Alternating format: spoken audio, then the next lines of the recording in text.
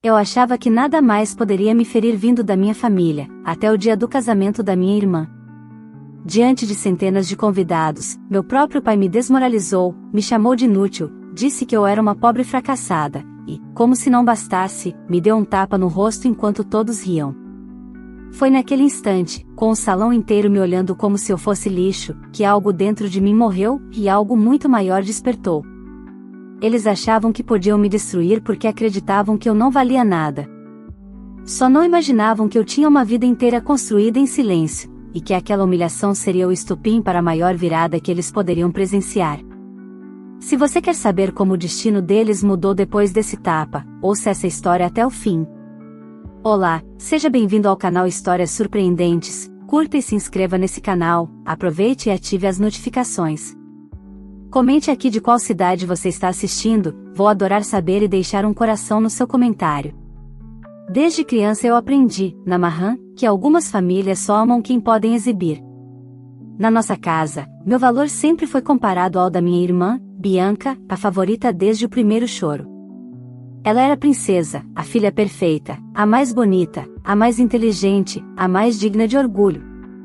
Eu era apenas a outra. A filha que não deu certo. Aos olhos dos meus pais, eu era um estorvo que só servia para ser comparada e diminuída. Cresci ouvindo que Bianca merecia o melhor e eu deveria aceitar meu lugar. Quando fiz 18 anos, percebi que, se eu ficasse, seria consumida por aquela dinâmica doentia. Não tive coragem de pedir apoio financeiro ou emocional, de qualquer forma, nunca me dariam. Saí de casa com uma mochila e algumas economias que juntei escondido. Eles não tentaram me impedir. Na verdade, lembro do sorriso de alívio no rosto do meu pai quando atravessei o portão. Foram anos difíceis, mas libertadores. Descobri uma força que eu jamais teria desenvolvido se tivesse permanecido naquela casa. Trabalhei em empregos simples, estudei na madrugada, enfrentei noites de fome e frio, mas ganhei minha independência. Enquanto Bianca vivia uma vida de princesa bancada pelos meus pais, eu descobri o mundo real, e nele, descobri que inteligência vale mais do que sobrenome. Não demorou para eu me envolver com tecnologia e investimentos. Primeiro como curiosidade, depois como obsessão. Entre erros e acertos, encontrei o caminho. A cada passo profissional, eu me reconstruía. Não precisei de ninguém. Nunca contei à minha família sobre meu progresso, e nem teria adiantado. Eles nunca ligaram para minhas conquistas. E, com o tempo, eu aprendi a ligar cada vez menos para eles. Até que, depois de anos de silêncio, recebi um convite inesperado, o casamento de Bianca. O cartão era dourado, exagerado, com o brasão da família do noivo como se fosse um selo real. Meus pais não deixaram mensagem escrita, apenas o endereço, a data e o traje. Era como se eu fosse obrigada a comparecer, não como convidada, mas como decoração para exaltar a filha perfeita. Eu não deveria ter ido.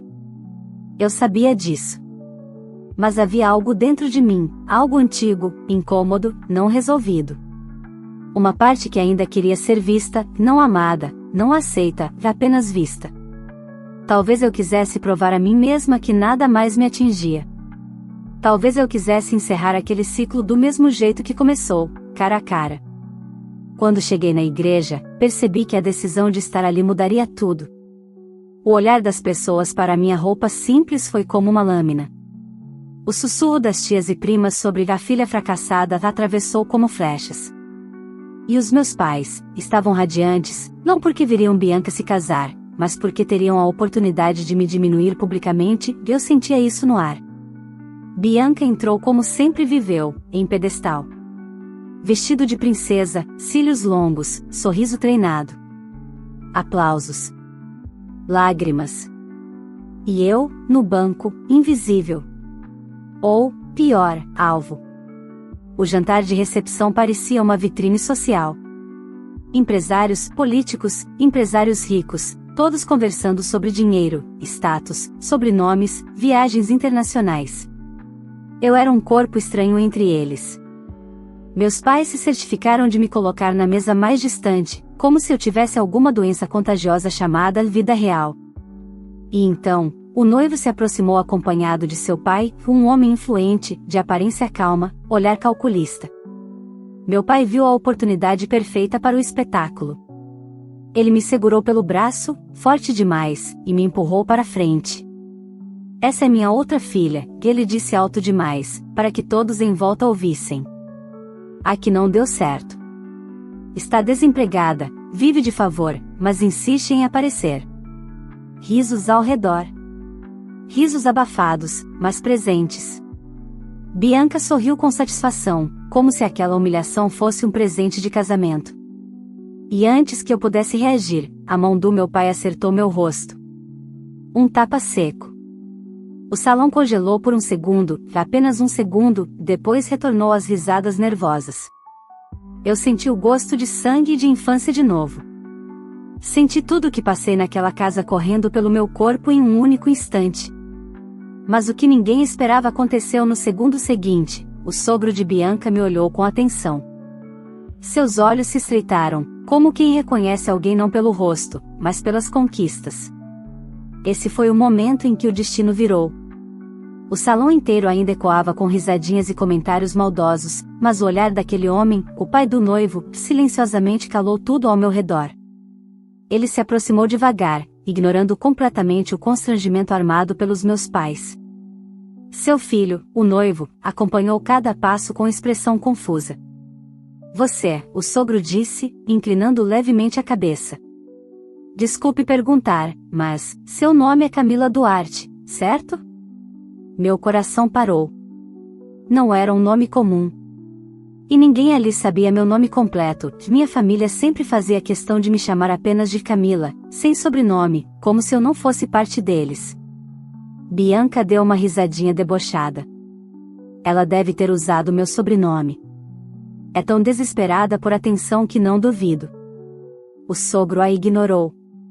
Continuou olhando para mim, e então sorriu de forma sutil, mas não falsa. Eu sabia. Ele estendeu a mão com naturalidade. Sou Roberto Monteiro. Sou investidor da BICatec Brasil. E você, foi a mente por trás da análise de risco que salvou a empresa de uma perda de quase 100 milhões. Eu reconheço as pessoas que mudam meu patrimônio, mesmo quando elas estão de costas. O silêncio que se instalou no salão dessa vez foi diferente. Era pesado. Nervoso. Surpreso. Bianca balançou a cabeça, sem acreditar. Deve ter outra Camila Duarte, não tem, e ele cortou, ainda olhando para mim. A Camila Duarte que eu conheci só aparecia nas reuniões online com câmera desligada. Uma mulher reservada. Inteligente. Brilhante.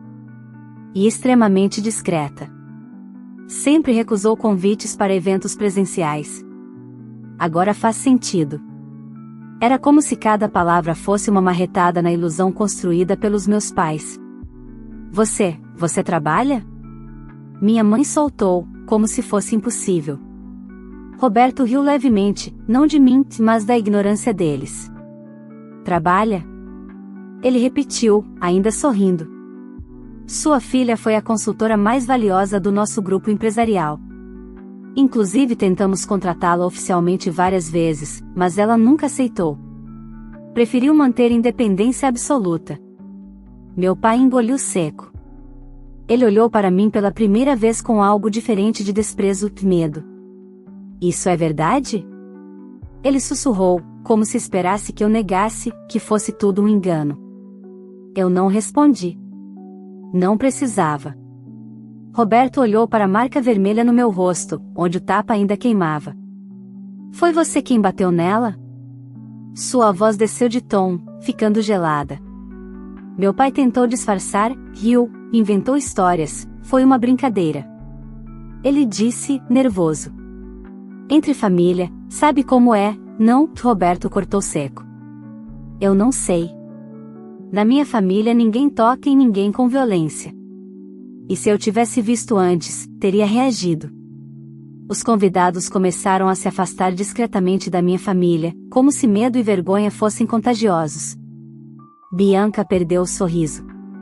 Minha mãe estava branca como papel. Roberto então fez algo que destruiu completamente o teatro social daquele casamento. Ele estendeu o braço para mim, não como quem oferece piedade, mas como quem oferece respeito.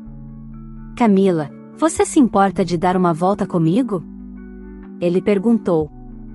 Tenho algumas coisas para conversar, e acredito que chegou a hora de elas acontecerem pessoalmente. Eu percebi o pânico imediato no rosto dos meus pais. Era óbvio, eles sabiam o peso daquele homem no mundo dos negócios. Se ele estava prestes a se alinhar publicamente comigo, tudo poderia desmoronar para eles. Ela não vai a lugar nenhum. Bianca explodiu, agarrando o braço dele. Hoje é o meu dia. Ela não vai estragar nada. Roberto a afastou apenas com um olhar sério. O dia seria seu, disse ele, se você tivesse tratado sua irmã como família. Bianca gritou, tentou chamar segurança, mas os seguranças do salão reconheceram Roberto e pararam, esperando instruções dele, não dela. Meu pai então cometeu o segundo pior erro da noite. Se você colocar essa garota contra a gente, vai se arrepender. Ele disse para Roberto, cuspindo ódio. Camila é um problema. Sempre foi. Você não sabe quem ela é. Roberto sorriu de canto. Pelo contrário, senhor. Eu sei exatamente quem ela é. Ele virou o rosto para mim. A única dúvida agora é se Camila sabe quem ela é. Deu-me seu braço outra vez. Eu aceitei. E naquela exata hora, no meio do salão, diante de todos, eu senti algo diferente pela primeira vez na vida: poder. Conforme caminhávamos para fora, o burburinho dos convidados explodiu atrás de nós. Eu não olhei para trás. Mas eu sabia, aquilo não acabaria ali. A humilhação que eles tentaram me impor seria apenas o início da ruína deles. E eles sequer imaginavam o tamanho da queda que estava por vir. Quando saímos do salão, o ar da noite bateu no meu rosto como um convite à lucidez. Pela primeira vez em anos, eu não estava sobrevivendo, estava sendo vista. A música do casamento ficou distante, abafada pelas portas de vidro que se fecharam atrás de mim. O silêncio do lado de fora parecia mais verdadeiro do que qualquer palavra dita lá dentro.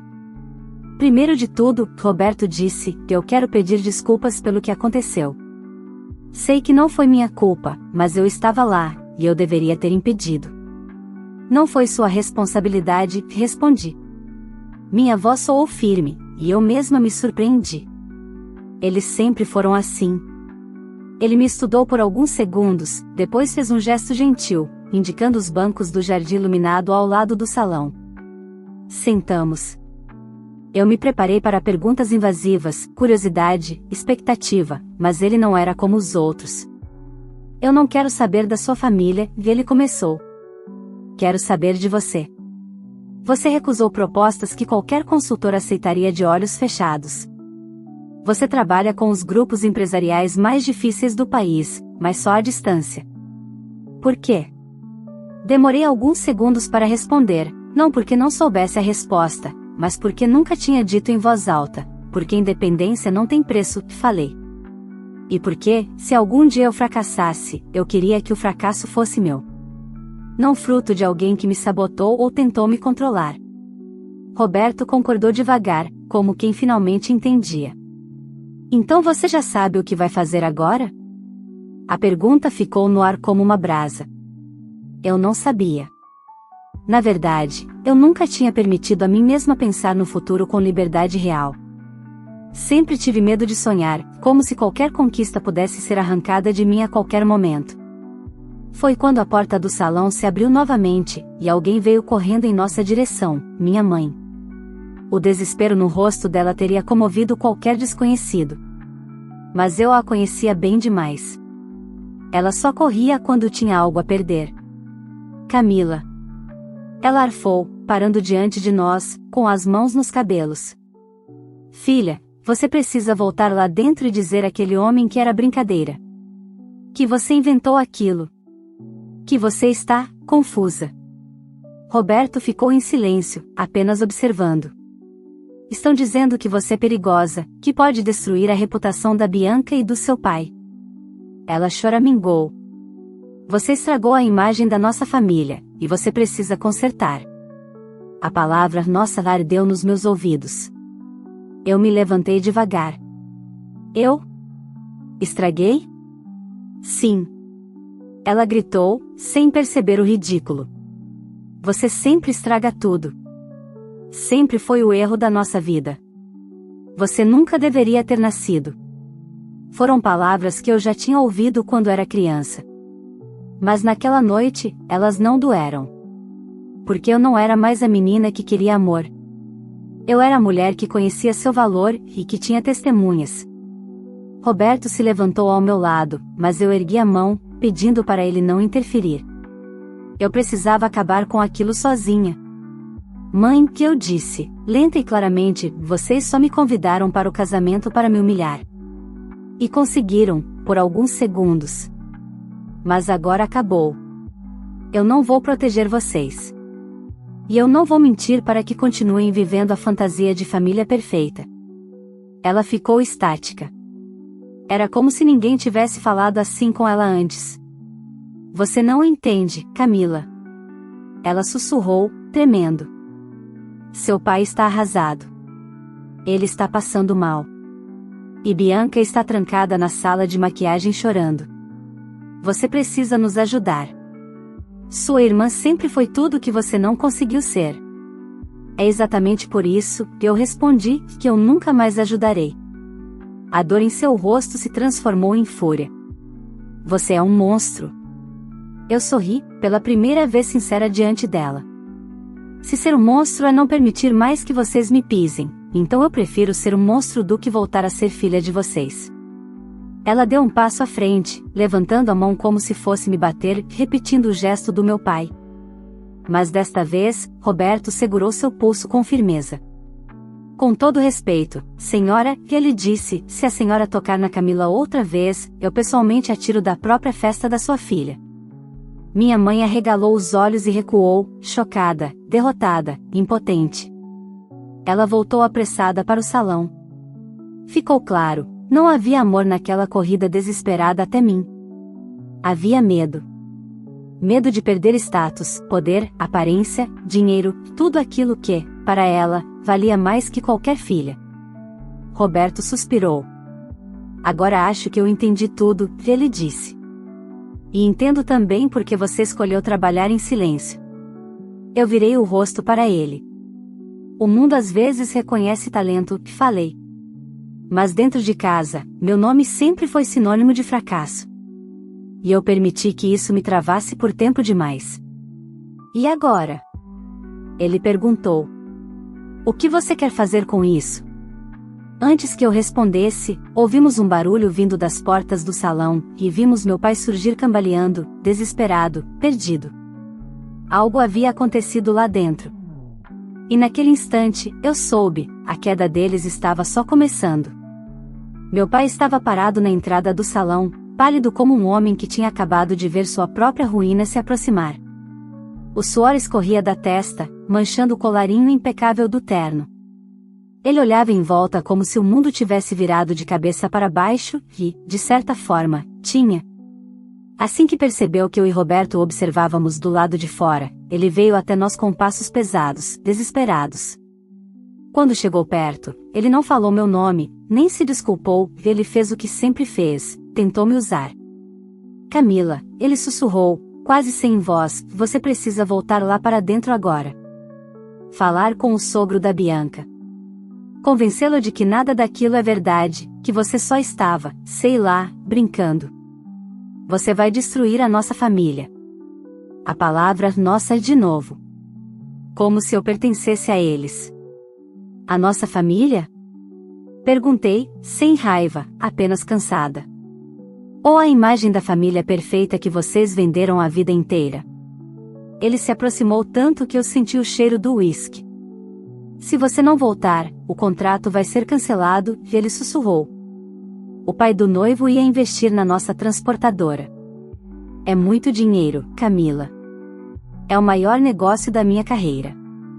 Você não sabe o que é isso, você nunca construiu nada de verdade. Não pode destruir o meu trabalho assim. Ri baixinho, não porque achei graça, mas porque finalmente entendi tudo. A sua maior dor não é ter me humilhado, eu disse, é ter sido exposto. Ele piscou rápido, como se aquilo o atingisse fisicamente. Então tentou o truque que sempre funcionou quando eu era adolescente: culpa. Você deve tudo a mim, e ele sibilou. A casa onde você morou, a comida que você comeu, a escola que você estudou. Eu fiz você. Não, te respondi.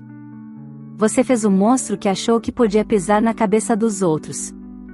Eu me fiz sozinha. Ele não estava preparado para ouvir isso. A boca dele se abriu, mas nenhuma palavra saiu.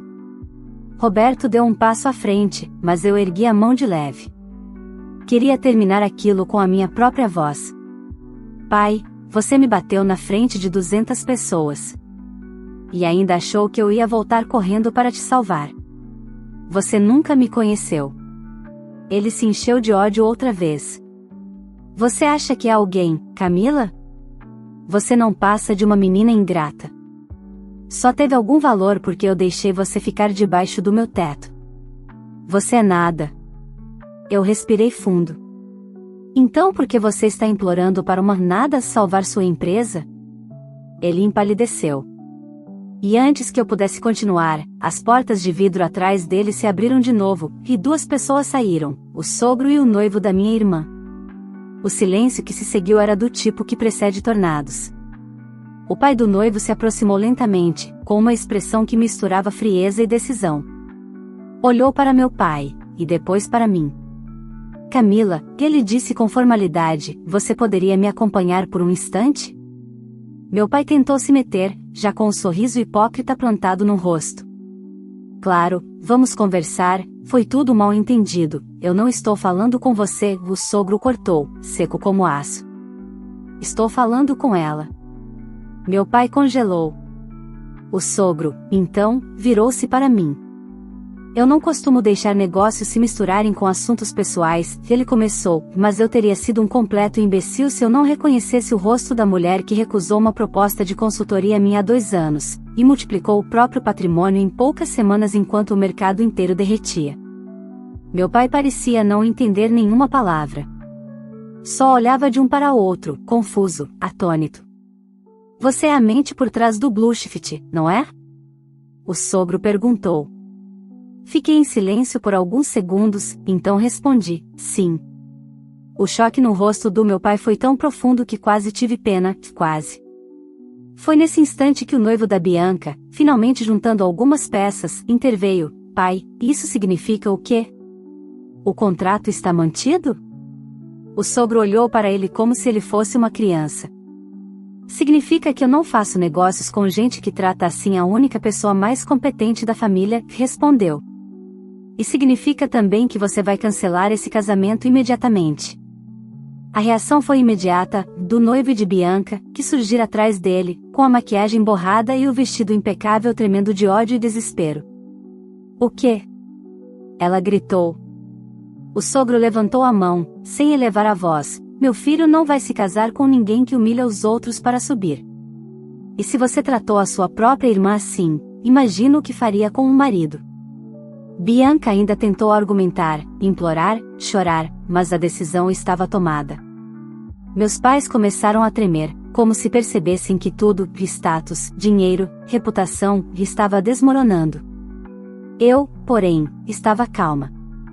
Pela primeira vez na vida, eu estava exatamente onde eu deveria estar, de pé, inteira, com meu valor finalmente evidente, não porque pedi, mas porque existo. E a destruição deles estava apenas começando. O casamento acabou na mesma velocidade com que começou. A marcha nupcial foi substituída por gritos, portas batendo e convidados saindo apressados para não terem seus nomes associados ao desastre. Em poucos minutos, o salão parecia um campo de guerra emocional, flores caídas, mesas vazias, o DJ sem saber se desligava a música ou continuava fingindo que ainda havia festa. Eu observei tudo à distância, de braços cruzados. Não para saborear o caos, mas porque, pela primeira vez, aquilo não tinha nada a ver comigo. Eles finalmente estavam enfrentando as consequências das próprias escolhas, sem poder me usar como escudo. Bianca estava ajoelhada no chão com o vestido amassado, gritando com a mãe, com o noivo, com o pai, com qualquer coisa que respirasse. Meu pai tentava justificar-se diante do sogro como um vendedor desesperado tentando salvar uma venda perdida. Minha mãe chorava, mas não por amor, chorava por vergonha, pelo colapso da fachada social que sustentou a vida inteira. Eu ia sair quando ouvi meu nome ser berrado, Camila. Bianca gritou, com os olhos injetados de ódio. Você fez de propósito. Você arruinou o meu casamento. Virei devagar, como quem decide se vale a pena gastar energia. Bianca, eu te pedi alguma coisa? Pedi convite? Pedi atenção? Pedi amor? Perguntei, calma. Tudo o que aconteceu aqui hoje foi consequência do que vocês provocaram. Mentira. Ela urrou. Você sempre teve inveja de mim. Queria ser eu. Queria a minha vida. Senti um peso se dissolver dentro de mim. Era risível. Eu jamais queria sua vida, respondi. Uma vida baseada em mentira, aparência e chantagem emocional? Que mal existe em não querer fazer parte disso? Ela avançou como se fosse me atacar, mas o segurança do salão a segurou pelo braço. O choque no rosto dela foi quase tão grande quanto o meu pai ao descobrir quem eu era. Bianca estava acostumada a conseguir tudo no grito. Pela primeira vez, ninguém obedeceu. Você é um lixo, Camila. Ela cuspiu. Você é a culpada. Você acabou com tudo. Engraçado como, quando o castelo desmorona, todos procuram o pedreiro, nunca o arquiteto. Sabe qual é a parte mais triste? Eu disse, olhando diretamente nos olhos dela. Você me perdeu antes mesmo de me ter. Bianca ficou paralisada. Ela sempre quis vencer, mas nunca construiu nada. Só pegou o que estava pronto. Meu pai, naquele momento, ainda tentava negociar com o sogro do noivo. Eu posso explicar. O que aconteceu com Camila? Ela sempre foi rebelde, instável, emocionalmente difícil. Você não está entendendo, ela. O sogro deu um passo para trás, como se a simples proximidade dele fosse tóxica. Eu sei exatamente quem ela é. E o problema não é a Camila. O problema é vocês. Então ele fez algo que destruiu definitivamente minha família, chamou 2 advogados que estavam ali, convidados da festa. Quero cancelar o contrato com urgência. Deixar claro que esse rompimento é por quebra de valores éticos e morais. Meu pai empalideceu. Minha mãe desabou na cadeira. Bianca se jogou no chão, chorando histericamente. Os convidados gravavam tudo com o celular, e aquele vídeo viraria assunto na cidade inteira antes mesmo do amanhecer. Eu dei um passo para sair quando ouvi outra voz fraca. Camila, por favor, não vá. Era minha mãe. Não havia amor no pedido. Havia desespero. Não por mim, mas porque eu era a única ponte que ainda ligava aquela família ao status. Você pode salvar a gente, ela implorou. Basta conversar com ele. Basta pedir desculpa. Você sempre foi boa em engolir abusos? Completei. Ela me olhou como se eu tivesse cuspido veneno.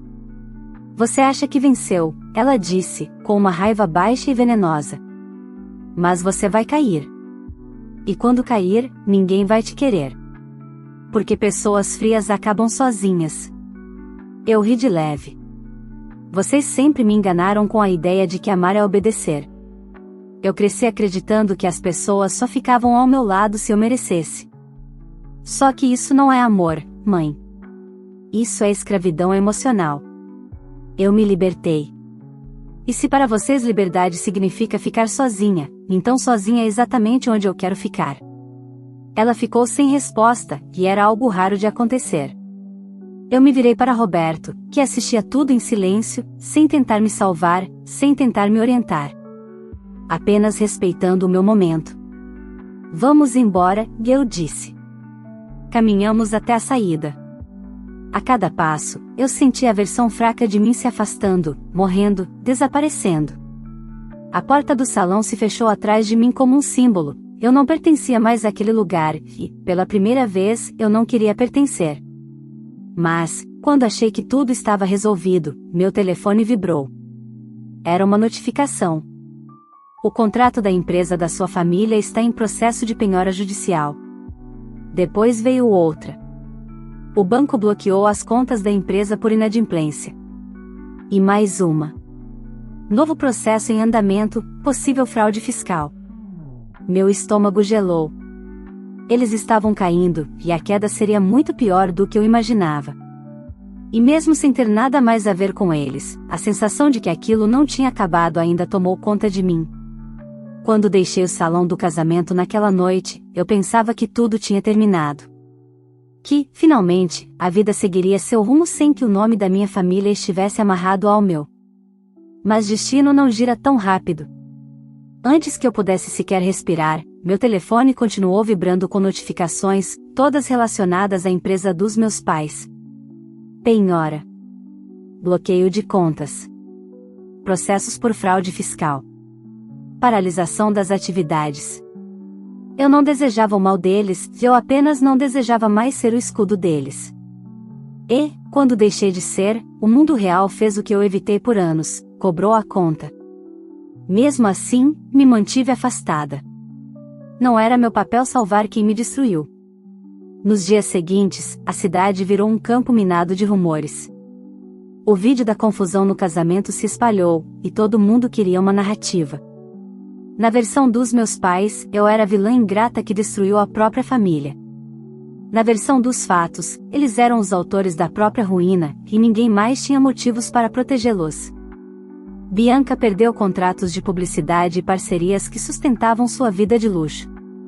Sem o sobrenome valorizado e sem o casamento que aumentaria seu status, descobriu que não tinha muito além da imagem. E imagem, sem dinheiro, se desmancha rápido. Meus pais perderam a empresa, os investimentos, os carros, a casa de praia e, ironicamente, os amigos. Eu assisti tudo de longe, em silêncio. Fiquei no anonimato por semanas, quase como um ritual de purificação. A cada dia, eu sentia menos peso nas costas. Eu acordava sem medo, sem pisar em ovos, sem tentar merecer amor. Roberto me enviava mensagens, mas não insistia. Ele sabia que eu precisava me reorganizar antes de qualquer coisa. Até que, um mês depois, recebi uma mensagem inesperada: Camila, é sua mãe. Precisamos conversar. Não temos para onde ir. Fiquei encarando a tela por longos segundos. Não havia culpa, apenas clareza. Eu escrevi: sinto muito pelo que estão vivendo. Mas não posso ajudar. E silenciei o número. Eles usaram meu silêncio como arma durante anos. Nunca imaginei que ele seria minha cura. 2 semanas depois, uma advogada me procurou. Não em nome dos meus pais, mas em nome da justiça. Durante a investigação da empresa, descobriu-se que meu pai vinha usando meu CPF desde quando eu era menor de idade para abrir contas e mascarar operações financeiras. Isso poderia me envolver juridicamente. Eu respirei fundo. Não era surpresa. Meu pai sempre olhou para mim e viu ferramenta, não filha. Assinei os documentos necessários, entreguei provas e prestei depoimento. Pela primeira vez na vida, eu não protegi ninguém. O processo correu e, ao final, eu fui declarada completamente isenta, mas meu pai não.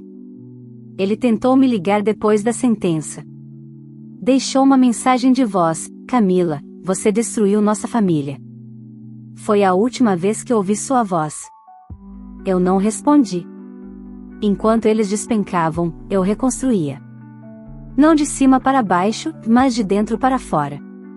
Retomei os meus projetos, comecei a viajar para reuniões importantes, desta vez sem medo de ser vista. Conduzi negociações que antes repassava a terceiros, participei de eventos, assinei parcerias. E, para minha surpresa, a sensação não era triunfo, era liberdade. Cresci sem perceber que jamais tinha sido livre antes. Roberto e eu acabamos nos reencontrando meses depois, por coincidência, ou talvez não. Ele não chegou com flores nem com promessas, mas com a frase mais madura que alguém poderia me oferecer: eu não quero te salvar. Só quero caminhar do seu lado. Sorri. Ele entendeu tudo sem que eu explicasse nada. decidimos ir devagar.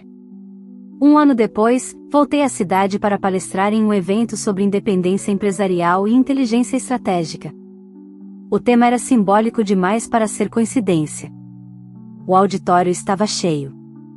Pessoas que tinham me ignorado a vida inteira agora queriam minha opinião, minha visão, minha história. Terminei a palestra com a frase que jamais imaginei ser capaz de dizer quando era criança: o amor que você acha que precisa receber nem sempre existe na família onde você nasceu. Às vezes, você precisa nascer de novo, em si mesma. A plateia aplaudiu de pé. Quando desci do palco, vi duas figuras na última fileira, meu pai e minha mãe. Roupas simples, olhar cansado, postura humilde demais para quem viveu décadas acima dos outros. Eles esperavam que eu os visse.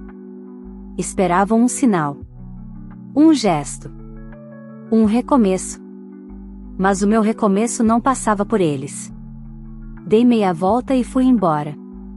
E, pela primeira vez em toda a minha vida, não olhei para trás. Hoje, quando penso na palavra família, não sinto dor, sinto seleção. Família não é sangue, é escolha. E eu escolho quem me respeita, quem me trata como pessoa e não como acessório. A filha rejeitada morreu no dia do casamento da minha irmã. A mulher que saiu daquele salão nunca mais poderia ser humilhada. E se algum dia alguém me perguntar como consegui seguir em frente, direi a verdade, simples e definitiva: eu parei de querer ser amada por quem nunca foi capaz de amar. E, naquele dia, finalmente me amei o suficiente para deixar todos para trás. Se você chegou até aqui, me conta nos comentários: você teria feito o mesmo que essa filha fez? Depois de tudo que ela passou, você daria uma segunda chance para os pais e para a irmã, ou seguiria em frente, como ela fez? Eu quero muito saber a sua opinião. E aproveita e coloca também de qual cidade você está assistindo este vídeo, porque eu faço questão de passar nos comentários e deixar um coração para você. Se essa história te prendeu do início ao fim e te fez refletir sobre amor próprio, respeito e limites dentro da própria família, não esquece de curtir o vídeo, isso ajuda demais o canal a crescer. Se inscrever, assim você não perde as próximas histórias. Compartilhar, alguém pode estar precisando ouvir isso hoje. Aqui no canal contamos histórias fortes, emocionantes e reais demais para serem esquecidas. Se você gosta desse tipo de conteúdo, fica com a gente, porque amanhã tem mais. Quero ver você nos comentários. Você faria o mesmo? E de qual cidade está assistindo? Vou responder com todo carinho.